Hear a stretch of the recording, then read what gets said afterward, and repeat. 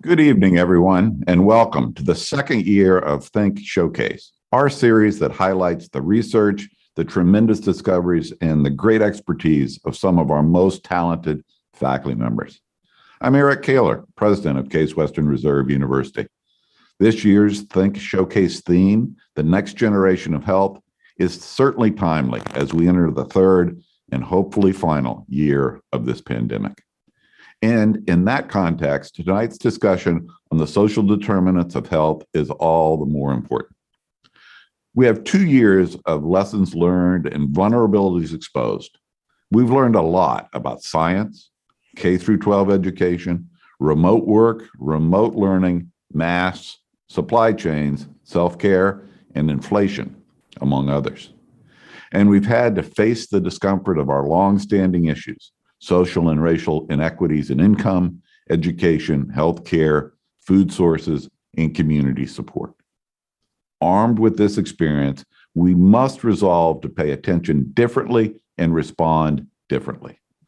Our mission at Case Western Reserve to improve and enrich people's lives through research and education aims to do just that. After serving as university president for 7 months now, I've witnessed time and time again that our faculty, students, and alumni are deeply committed to solving the pressing issues faced by our local, national, and global communities. The discussion we'll have tonight speaks to that. So does our ongoing research, initiatives, and projects. For example, a new study by a team of researchers at our School of Medicine found that breakthrough infections were less likely with the Moderna vaccine than with the Pfizer vaccine, particularly in the case of the Delta variant. And the Cleveland Department of Health now has a COVID-19 dashboard, which was developed by our students who worked alongside researchers at the School of Medicine. This interactive dashboard tracks daily cases in the city by zip code, giving users a view into what's going on in their neighborhoods. Also, a team from the Mandel School of Applied Social Sciences was instrumental in helping the City of Cleveland and the Cuyahoga Metropolitan Housing Authority secure a $35 million federal grant to redevelop the Buckeye Woodhill neighborhood just near our campus. The revitalized area will include new mixed-income housing, a health clinic, an early education center, and retail space. And thanks to a study recently completed through the Svetland Center for Environmental Health, we have a better insight into how residents of the region's low-income and redlined neighborhoods can gain better access to nutrition, affordable food. And finally, a team of Case Western Reserve researchers, led by one of tonight's panelists, Robert Fisher, created an interactive online dashboard that enables the public to monitor the progress of the Lead Safe Cleveland ordinance. This ordinance requires rental property owners in the city to prove that their dwellings are safe from lead hazards, which are especially dangerous for children. Those are just a few examples of how our work and the impact that it has, especially on our local community. And yet, we can and must do more. So we've established 3 priorities that will enable us to do more and to be the university community that we want to be. First, we will elevate academic excellence. Second, we will expand our research enterprise. And finally, we will enhance our community engagement efforts. We'll achieve these priorities by concentrating on the following areas of focus. First, we will keep our campus community healthy and safe. Last Monday, our students returned to in-person learning after 2 weeks of declining test positivity rates. Our booster requirement and mask mandates were a significant factor in this decision. So was the data that showed that among our positive student cases, we had no reports of serious illness or hospitalization. In fact, as many of you know, my wife Karen and I both tested positive 2 weekends ago and experienced mild symptoms. We both felt fortunate to have been vaccinated and boosted. Studies, including some performed by our faculty, have shown that booster doses contribute to lowering the severity of symptoms from the Omicron variant. I want to thank our campus community for your adherence to our safety protocols and compliance with our regular surveillance testing. It really does make a difference. In addition to keeping our campus community safe and healthy, we will increase our undergraduate enrollment by about 9%, or from about 5,800 to 6,300 students by 2024. Last fall, we welcomed our largest, most academically talented, and most diverse class of first-year students ever, all 1,600 of them. These students were selected from a total of nearly 33,000 applicants. And for the 2022-23 academic year, we plan to welcome a total of 1,650 new students, which will come from a record pool of over 38,000 applicants. To put that number in some perspective, our total number of applications 5 years ago in 2017 was just short of 25,000. And that number was more than triple the number of undergraduate applications we had in 2007. So with this rapidly growing number of applicants, we can maintain our undergraduate students' academic qualifications and further increase the diversity of the incoming class. One of the ways we'll do that is through our partnerships with groups like QuestBridge, a national nonprofit organization that provides promising low-income students with the opportunity to attend selective U.S. colleges and universities like ours. This partnership assures that affordability does not keep bright, talented students from enrolling in leading research universities. And when we expand access and diversify our growing campus community, we all rise together. With more students, we'll have more opportunities to reinvest in faculty, labs, and importantly, in research. And more investment in research means that we can improve our research enterprise, our research output, and our students' experiences, as well as increase our impact in solving today's most pressing challenges. Central to accomplishing this will be the selection of our next Senior Vice President for Research and Technology Management. This person will be responsible for leading our research enterprise and ensuring we improve efficiencies, write more grants, and create better research and incubator spaces, among other priorities. Our search committee, led by Provost Ben Vincent and the School of Medicine Dean Stan Gerson, is in the process of meeting with various university stakeholder groups to collect their input. We hope to have an announcement regarding that position later this spring. And finally, we will focus on enhancing our community engagement work, because the more we know and understand our communities, the more impact our research can have. To that end, we have established a Neighborhood Advisory Council, which serves as the community representative and sounding board for all of our university leadership. We've also formed a Community Engagement and Impact Task Force. This is a cross-disciplinary group that is charged with evaluating our efforts around community engagement and recommending how to enhance, communicate, and importantly, measure these efforts. They will identify the goals and metrics to evaluate our work, and they will develop a strategy to help us tell our stories of engagement in a way that achieves greater impact. All told, we are a first-rate university, and this must be reflected in everything we do. We are poised to be and to do more, and we are gaining momentum. We're fortunate to have a supportive and engaged alumni base of more than 110,000 graduates, and our strong fundraising and development team plays a crucial role in advancing our research and its impact.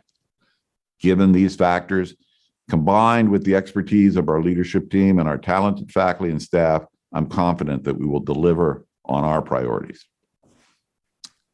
And now I'd like to turn to the reason why you are all here today, to learn more about the social determinants of health from our panel of Case Western Reserve experts.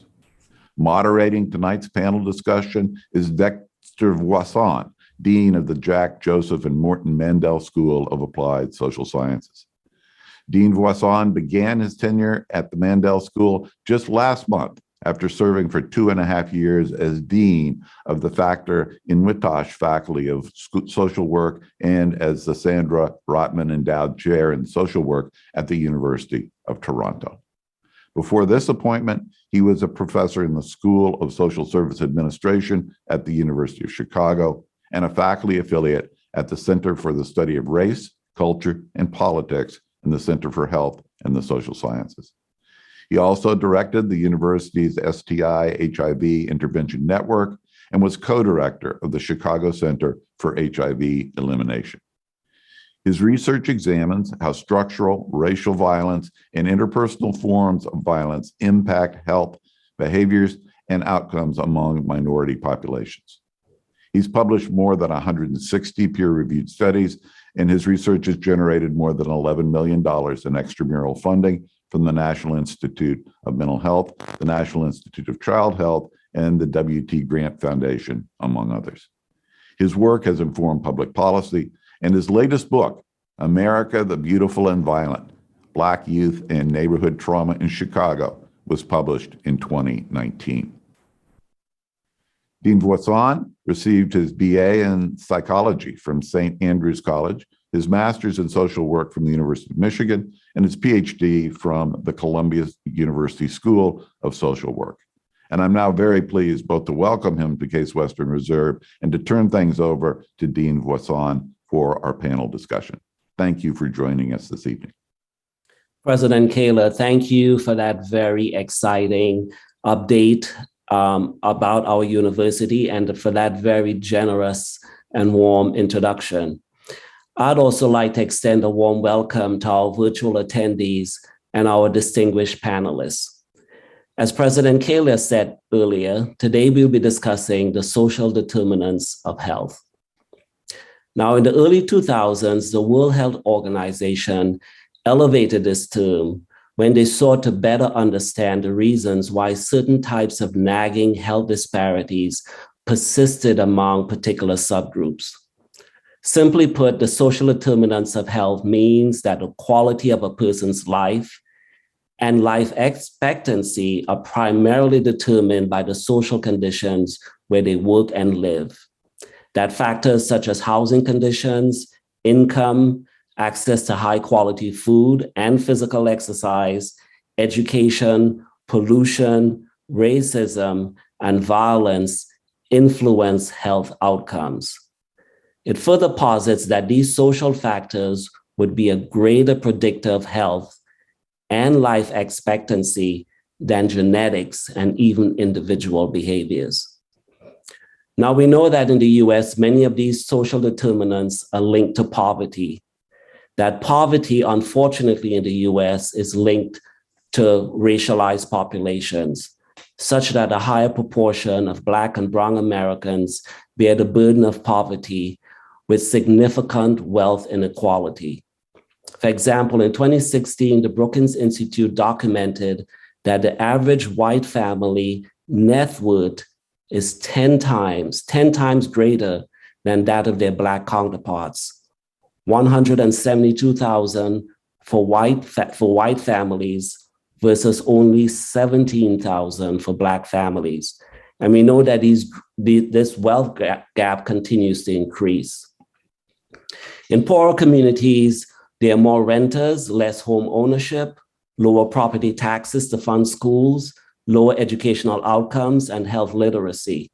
In poorer communities, there are more policing, poverty-related violence and crimes and arrests, higher incarceration rates, which lead to destabilized families, higher child welfare involvement, lower engagement in healthcare. And when Black and Brown and racialized poorer communities engage in healthcare, there's higher chronicity and comorbidities. Nelson Mandela says that poverty is not natural, it's man-made and can be overcome by the actions of human beings. Our panel this afternoon, a very interdisciplinary panel, will help us to begin to unpack some of the issues related to the social determinants of health.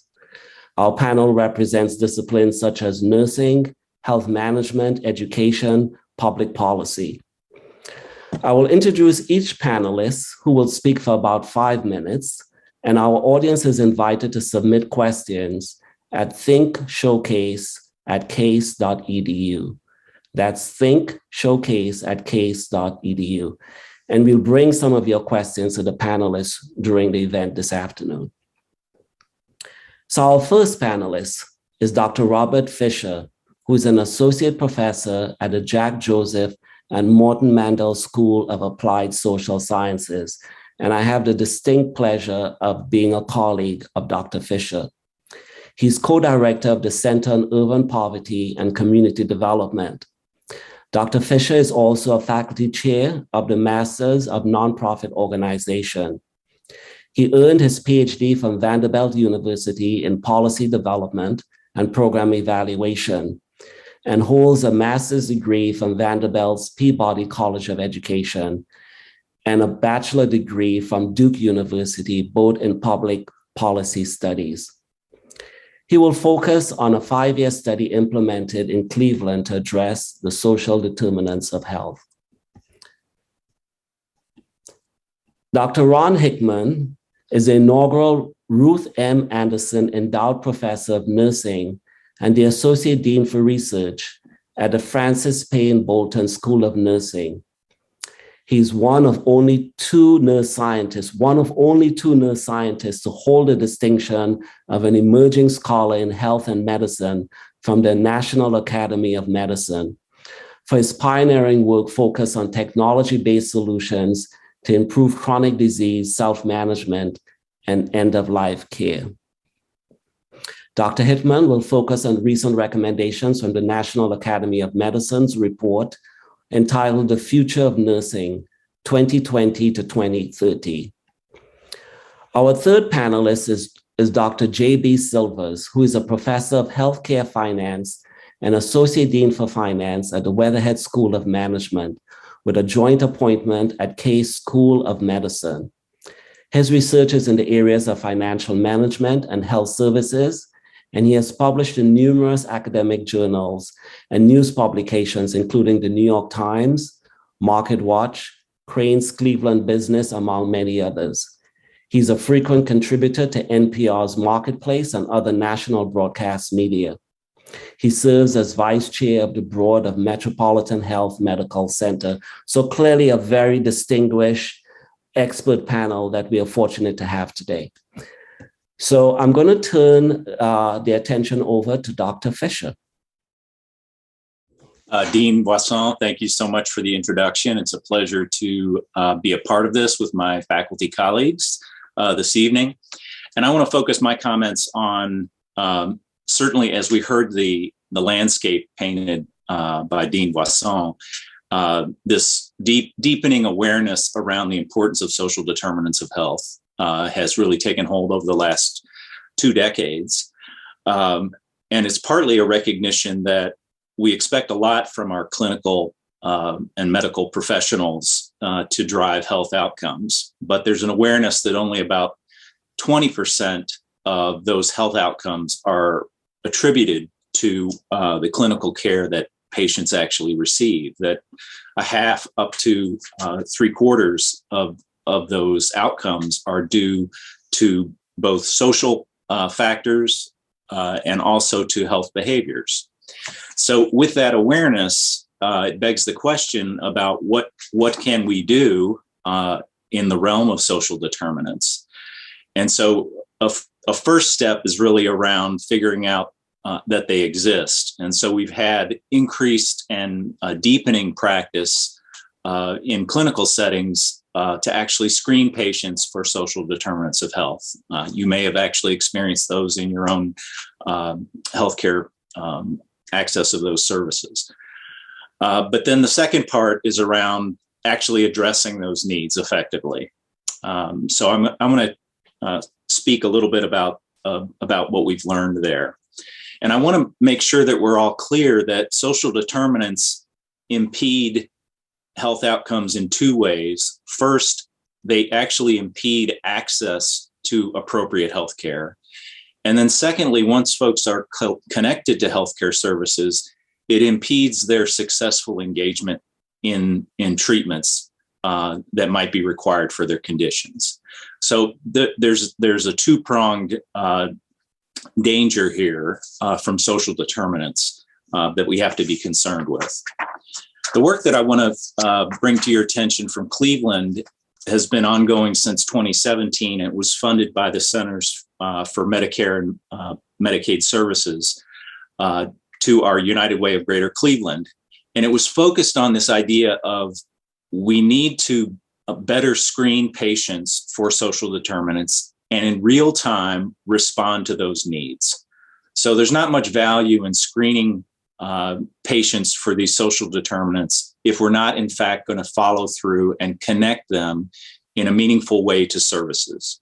So that the upshot of this work was to place patient navigators in clinical healthcare settings and screen patients as they were arriving for clinical outpatient, inpatient services, screen them for social determinants of health, and then depending on the results of that screening work, to actually offer them navigation services to connect them with the relevant services that they needed. So something like 13 clinical sites participated. These navigators were placed, obviously, during COVID. Things got very complicated because these clinical sites, it was very difficult to have in-person consultation with patients. But something like 5,000 patients were screened over those first 2 years of the project. And as you might suspect, some of the leading core needs that were identified were in the areas of food assistance, housing, transportation, utilities, and in the area of safety. And fully a third of patients that were screened in these sites, and these were Cleveland Clinic, St. Vincent Charity Medical Center, Metro Health, major healthcare systems here in our region. More than a third of these patients had 3 or more core needs that needed addressing. So it wasn't simply that they had a single need. They had a complexity of needs that needed to be addressed. And in our work from my center, we actually worked with those screening data. We connected, linked those records to other data that we had on patients to see whether they were actually being connected. And I think maybe a couple takeaways from this work. One is that the screening was very successful and the opt-in rate was very high. So patients actually agreeing to assistance from navigators was north of 90%. The challenge was then in connecting them to existing community supports. And so this reminds us that in some ways, the infrastructure that we have built to address social determinants of health is in some ways not sufficient in most major metro areas. And so the connectivity to those supports was dependent on their availability, things like wait lists, eligibility standards, their own screening processes. And so while there was tremendous ability to determine that the social needs existed, and there was great success in some areas. For example, food assistance was highly needed and highly successful in being connected to, partly because we have a very deep and rich set of food pantries through the Greater Cleveland Food Bank and other partners. In areas like housing and even utility assistance, much more complicated to get people's needs met in those areas due to insufficiency of funding for those core supports. So, I think a couple of the areas that we saw as particular needs in our region were housing and non-medical transportation. So while you could get transportation to medical services, you couldn't get it for other destinations of importance in your life, which often tie to your social needs. So I would leave you with the idea that this huge awareness around social determinants is incredibly beneficial. It makes us think more deeply about health outcomes and their importance.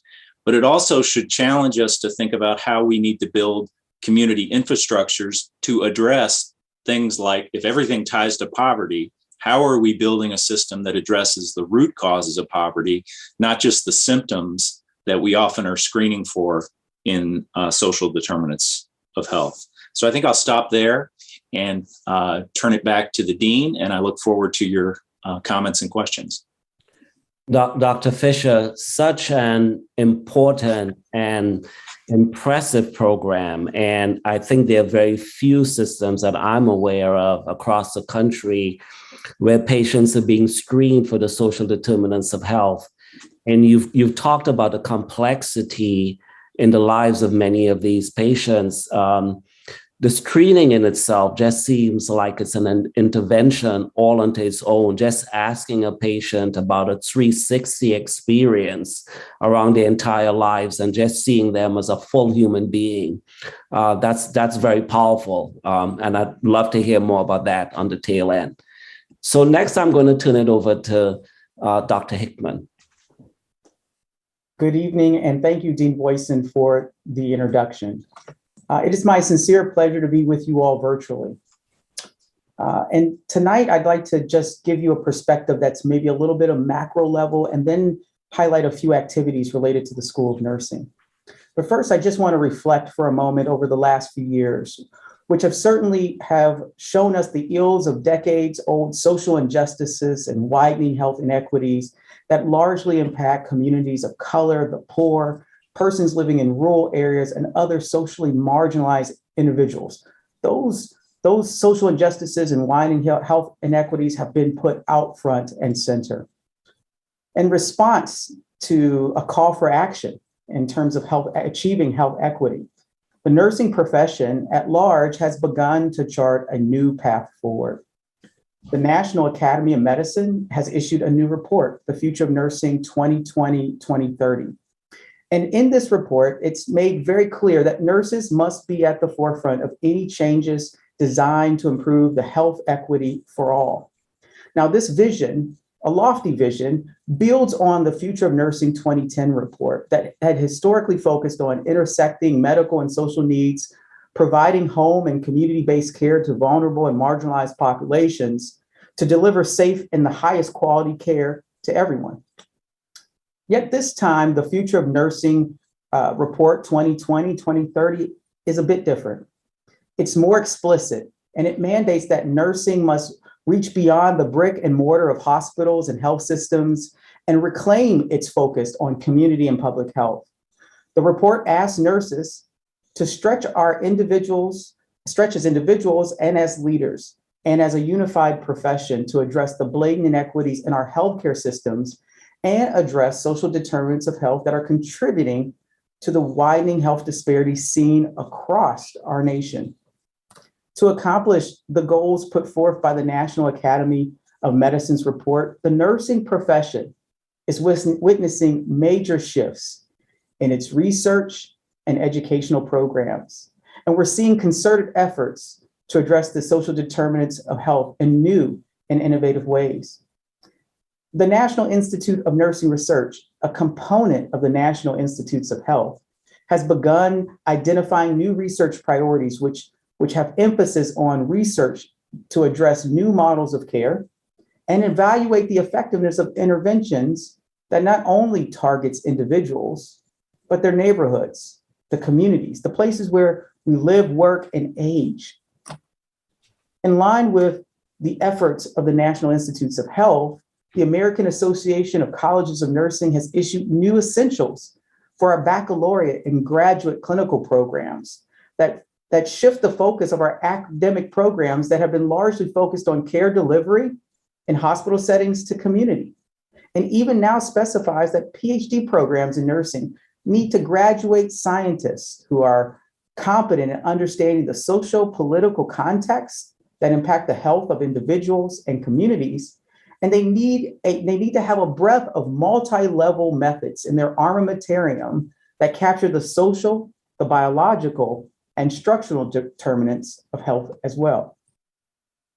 Now, across our programs here at the School of Nursing, from undergraduates to doctoral students, Our future registered nurses, advanced practice nurses, and scientists are learning how to capture the influence of social determinants and then how to modify their individual practices and develop new models of care delivery. Our students participate in innovative interprofessional activities, such as testing blood levels across the Cleveland Municipal School District and referring students with high levels to follow-up care. Our graduate students are also taking part in providing care in our student-run free clinic and learn firsthand about the impacts of social determinants of health when they deliver primary care in mobile clinics across our northeastern Ohio area. These are just a few of the many educational innovations that FPB nursing students are exposed to that provide invaluable learning experiences that help them to assess and address the social determinants of health.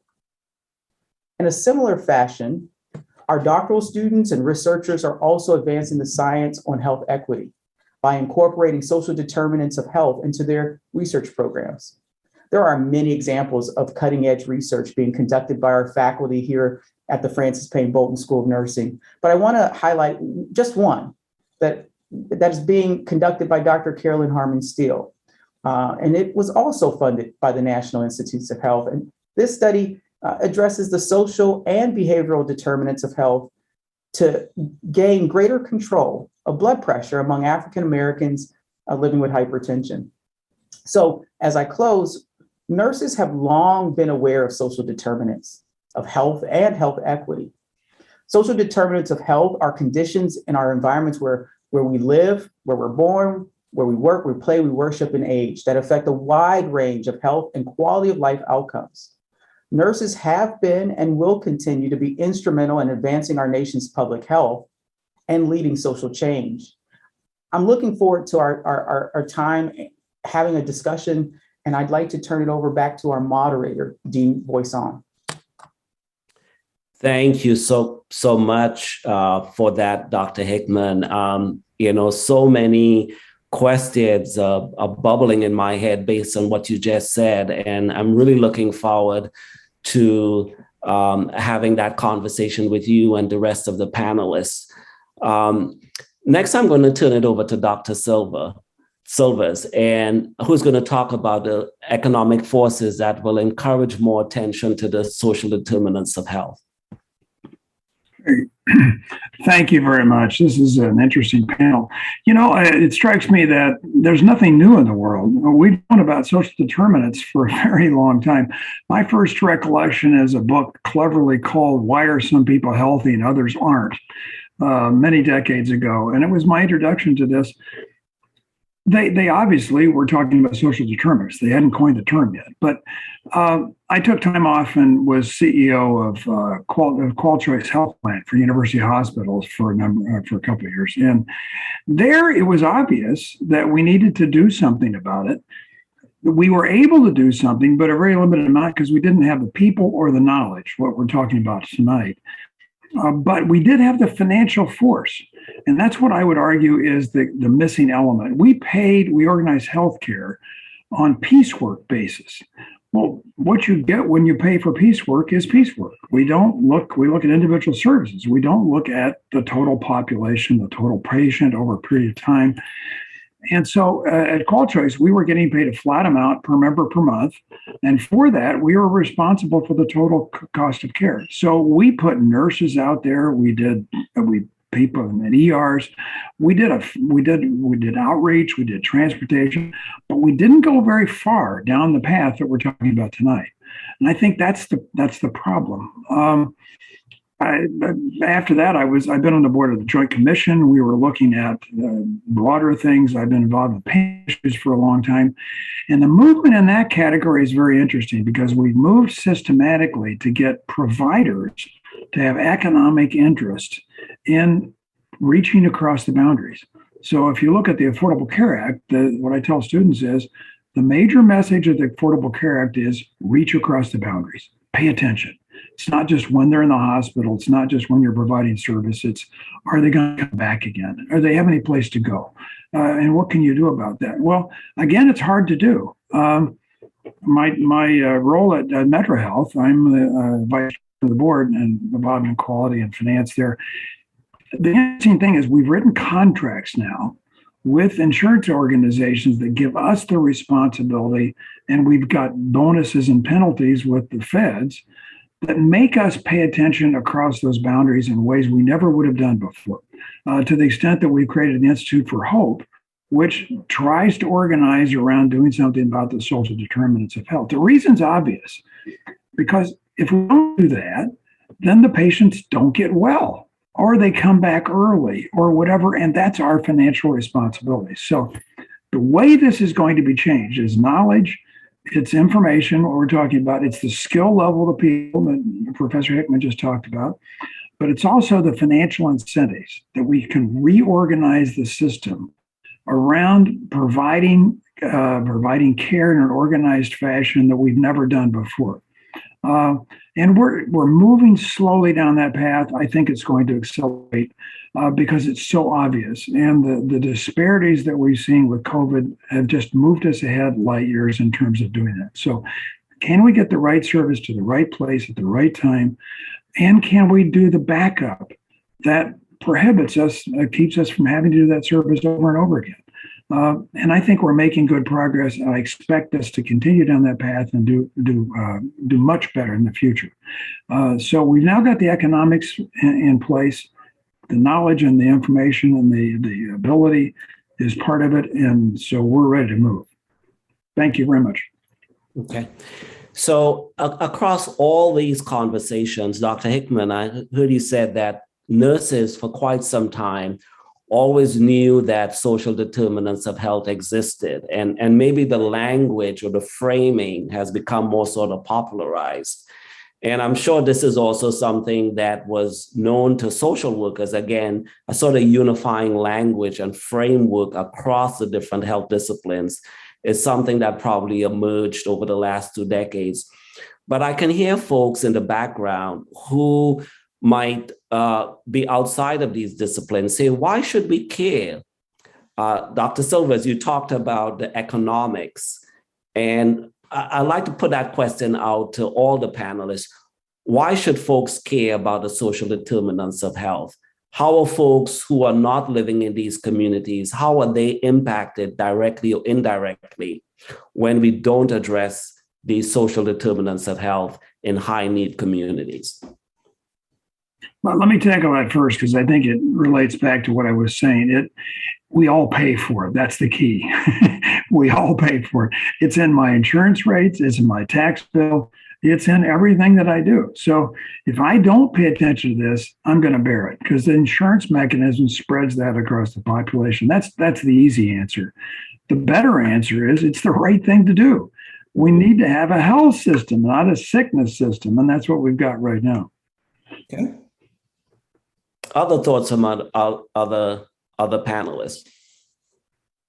Dean Boyson, if I could go next, I echoed JV's comments. We're all going to pay for it. It's the right thing to do. But I also think it has potential impacts on our workforce. And we've seen what's going on in the pandemic. They call it the Great Resignation. And so as we focus on the health of everyone, trying to eliminate some of the social and structural determinants of health and moving towards achieving health equity, we may have a more productive nation, society, a more productive, contributing in terms of our workforce as well. So to JV point, I hate to say it all kind of goes back to the economics of things, but I think that is a driving argument as to why we need to pay attention to some of these things. I'm tempted to say economics is the mother of science anyway, but that would get me in trouble with it. Well, I just wanted to add that, I think we have an embarrassment of riches in terms of our healthcare professions and technology. And we always are reminded that while we spend the most per capita on healthcare, we don't have the best outcomes. And when we do these international comparisons, what we see is that these other Western democracies are spending more on the underlying social determinants than we are. And they are, in the aggregate, able to spend less on healthcare and get better health outcomes. So I guess, it is what JB said. I'm more inspired. I'm more inspired by the do the right thing, partly reflecting on Ron's earlier comment about the legacy of so many discriminatory systems, redlining, what have you, that have produced both geographic and demographic disparities that we're still living with. But I know in my heart that somebody's got to save money or make money probably for this to really move forward. That one of the learnings from our project was these convenings that brought together all those systems, the reaching across the aisle, having the housing folks sitting with the health insurers and the social service agencies and talking about their mutual interest in well-being and how it can be better accomplished, led to some really interesting bedfellows in a local community about how we can work together on things that aren't necessarily in our sweet spot as a single organization. So that's very telling. Wow. So some really, sort of compelling reasons. We pay for this either directly or indirectly with our healthcare premiums. It's, in addition to it being the right thing to do, there's also a larger impact. Some folks might argue in terms of our national security, right? In terms of investing in people and a stable workforce. But Rob, you also mentioned around the cost. It's so interesting that in Canada, they spend much less than on healthcare than we do because they have more distributed access to healthcare. But Canadians also experience longer longevity than Americans by 3.5 years, right? So we know from population studies, when you have more inequality, you have poorer overall population health. So it sounds like we are all being impacted by this, either directly or indirectly. And there's some self-interest to really address it.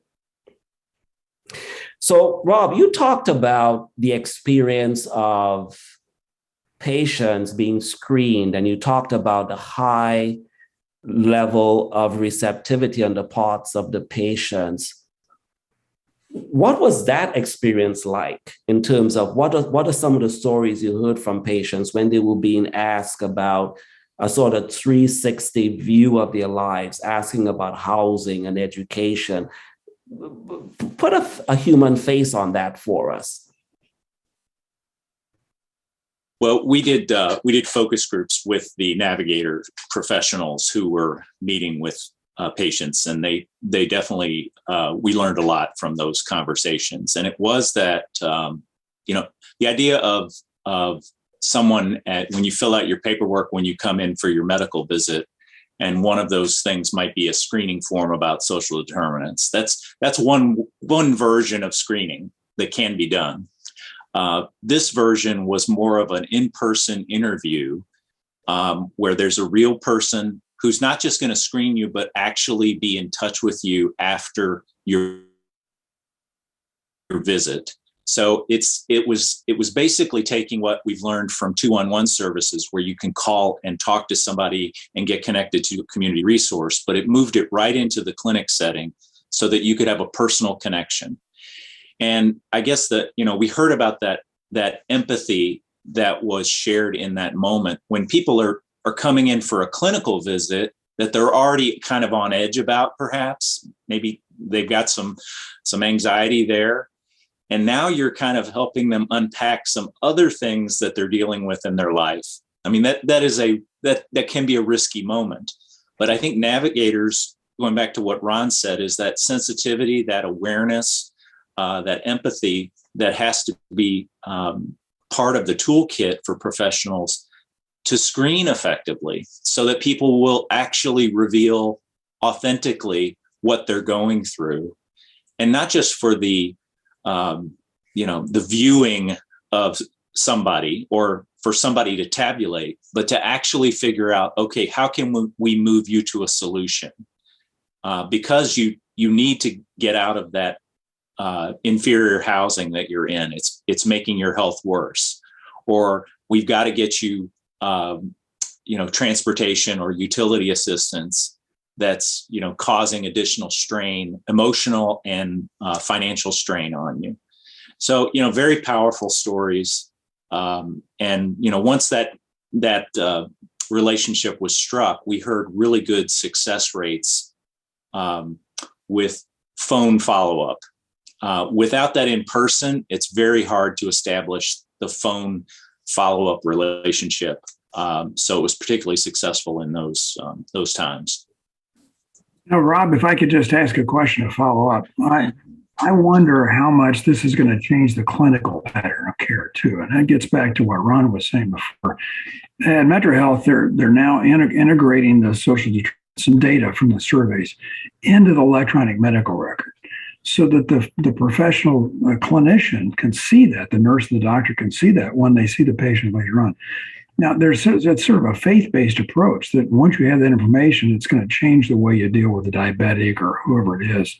You don't just assume things about their environment. And maybe you change the medical treatment or you change the protocol. But I don't know if we've got data on that. That strikes me as an interesting research frontier as to how much that feedback effect of social determinants actually change the way clinicians approach the patient. What do you think? Is there something there?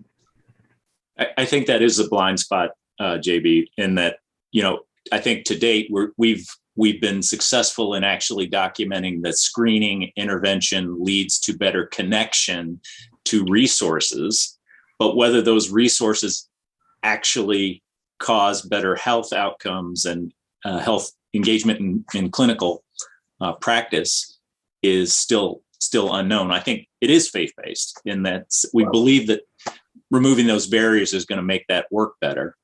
Well, that's a research question. I'm even more 1 degree further than that. Does it change the way the nurse or the doctor behaves? And I don't know, Ron, maybe you've got something. That's good. Yeah, I see Ron is nodding his head. He's waiting to jump in. Yeah, I would love to jump in. It's almost like you planted this, Rob. Years ago, I did a National Institute of Minority Health and Health Disparities funded project.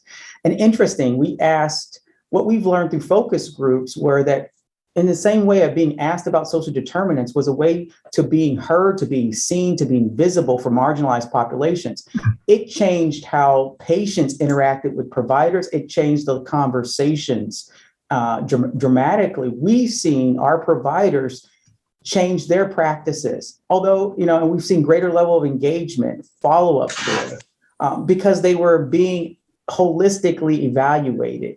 Like, for instance, as you talk about how can we make these narratives real for a moment, we have persons that we talk about living with high blood pressure, and they live in food deserts, and they get a lot of processed foods, or there's, basically a restaurant chains with processed foods. And so, being able to learn about that, about their issues, when we've historically may have labeled them as healthcare professionals as non-compliant and so forth, but it has created, I think, true partnerships. When you ask, and it's part of that interaction, not just the assessment, but part of that clinical interaction, it is very powerful. And it works to the benefit of healthcare systems, and it works for the effectiveness of those regimens that we're prescribing. Wow. So, that point, Ron, is such a powerful point, and it really builds on what the others have said in terms of the tool itself. Just asking is a form of relationship building and bonding. And, I could imagine that some patients, some clients, when at least we've heard clients say that when they feel cared for by their health provider, they're more likely to keep their appointments. They're more likely to stay on their medication regime. So even though the screening tool may not address all the social issues, when folks are highly motivated, sometimes they find ways around barriers, right? Versus if they feel disconnected, they're less motivated to try to overcome those barriers to get to the healthcare providers. So it sounds like there's a real ripple effect. Now, one of the things that's sort of begging to be asked is, we know that the poor in any country, especially in the US, is over-policed, right? So poor kids have a higher level of surveillance. poor neighborhoods have higher policing. How do we use this in a responsible way so that the tool does not become another screening tool for policing? So someone reports violence in their household. How do we use it in an ethical way so that the cops are then not called upon? How do we use it in a way that maintains a confidentiality and is not turned into a policing mechanism? Mm. Well, I think you've hit on a one of the issues in some of the screening work is not only some of the sensitivity of the information that's collected, and the safety questions that are routinely asked. They are, if you are a required reporter, you're going to have to act. But the idea that in general, the sensitivity of the information is of concern. And whether you take those data and then turn it into a score.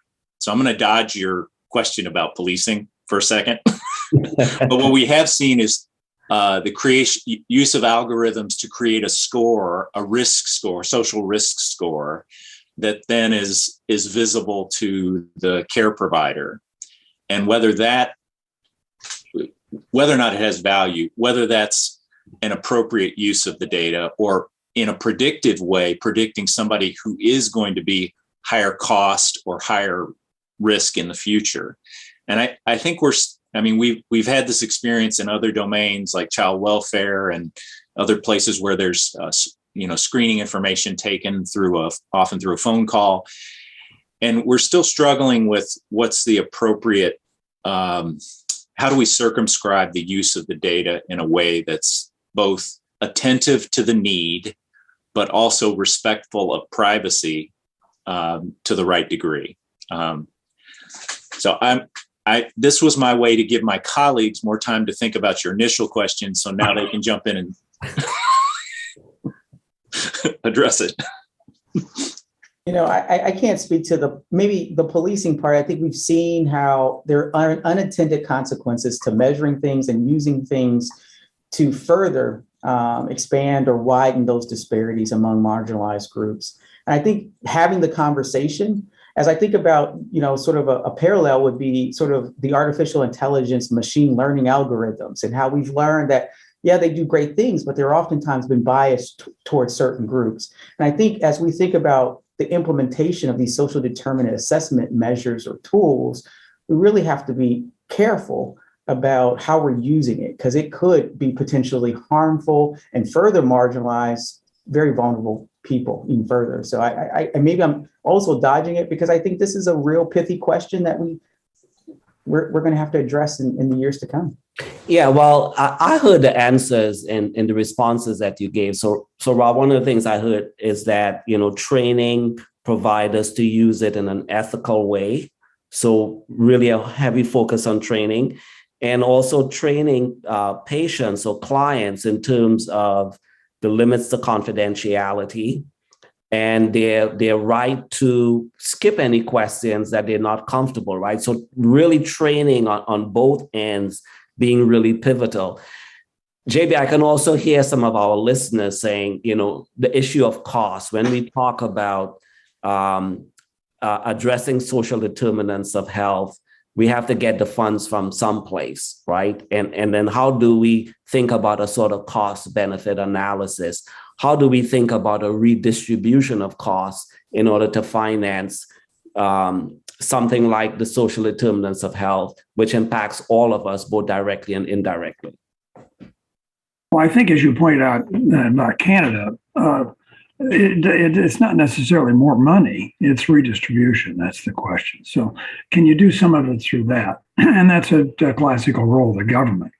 But there's also the health policy approach that when I do the quality indicators that are inclusive of across the boundary sort of stuff, return to the hospital, that sort of stuff, recidivism rates on various kinds of things, or when I give you a total payment for the whole year or per member per month, I've created a huge incentive for you to think more creatively than you did before. So I think we're going to find some really interesting things. The big new one now is direct contracting. So the feds have put together a thing. We've got a couple of people around here that have written contracts to the feds. You see this elsewhere too, where you get a major incentive for the population that you've enrolled in the direct contract, be it a Medicaid group, or more directly, often a corporation, where now you are responsible for the total cost. So you can then spend the money. It doesn't take very much. If you can save a few hospital visits, a few hospitalizations, that pays for a lot. So what we're talking about, intervention for most of these things, is not very expensive compared to the total cost of expensive care. So we need, but this raises research questions. So this is where we come in. What can I do? And it's not just cost benefit in the general sense, it's cost benefit on each intervention. So is it worth this? So the Patient Outcomes Research Center, PCORI, is charged with doing more of that sort of stuff. We should be more in that grant business. We should be getting more PCORI grants to try out oddball things, that seem like they've got some traction, but we haven't really got the data for them. Once we get that data, trust me, the people that have the money on the line are going to jump for it. They're going to go for it. Absolutely. Okay. So using smart data to think about the areas where we can redistribute spending to give us the biggest bang for our buck. Okay. So we're almost out of time. And I just want to ask each panelist to leave us with a closing thought as we wrap up. Something you'd like our viewers to take away as we end this panel discussion. Any parting words? How about do the right thing? Do the right thing. Okay. I think that we've tended to silo everything and minimalize everything rather than look at the whole. So I think what this is asking us to do is look at the whole imagine, and come up with new things. So we're creative. We can come up with new ideas, and for our point of view, we need to do research to inform those. That's the key. And we have to do, and then educate people, obviously. I would just throw out the idea that, there's an element of social determinants of health that makes us feel better about our poor outcomes and disparities that exist. In some ways, it explains to us why we're not getting the social outcomes that we want. But that realization has to be followed by the kinds of things I think we've all talked about, is that redistribution of resources, that investment in our professionals to address these needs in real time. So we can't just have a nice conceptual diagram that explains to us, why our outcomes aren't where they need to be. We have to now translate that into action. And I would just highlight one example from the Cleveland work, and this is where clinicians played a key role, and that is this food is medicine kind of idea, where physicians actually write a prescription for healthy food, and the Cleveland Food Bank has in the same facility a food bank where people can go and have your prescription filled with healthy food in the same building. So that's an easy one. We can't do that with housing. We can't write a prescription for good housing and get it filled downstairs, but there are places where we could have real-time effect, I think. Okay. Ron, you have the last word. And I'll try to be brief, and it hopefully complements everything else JP and Rob have said. I think we need the data and the research to drive policy. We need a workforce that is actually representative of those that we're trying to serve. We can't do this alone. And so when I talk about nursing, I look at economic indicators, and we're looking at some of the social welfare issues. These are complex problems. Data are needed to drive the policy. It's got to be interdisciplinary, and we need the workforce to work interprofessionally to make the change. Okay. Thank you so much to my esteemed colleagues, and really enjoyed this conversation. And I'm going to turn it back over to President Kaler. Thank you, Dean Voisin, Dr. Fisher, Dr. Hickman, and Dr. Silvers. We so appreciate you being here with us today. I invite everyone to join us at 4 p.m. this Friday, February the 4th, for the final program in this series, Social Determinants in Cancer. That discussion will be followed by a performance from our talented Case Western Reserve Student Orchestra. And you can register for that discussion at our website, and the address is on the screen in front of you. Again, thank you everyone for spending some time with us tonight and for listening in on this important discussion. I hope you enjoyed it, and I hope you enjoy the rest of your evening. Thank you for being here this evening.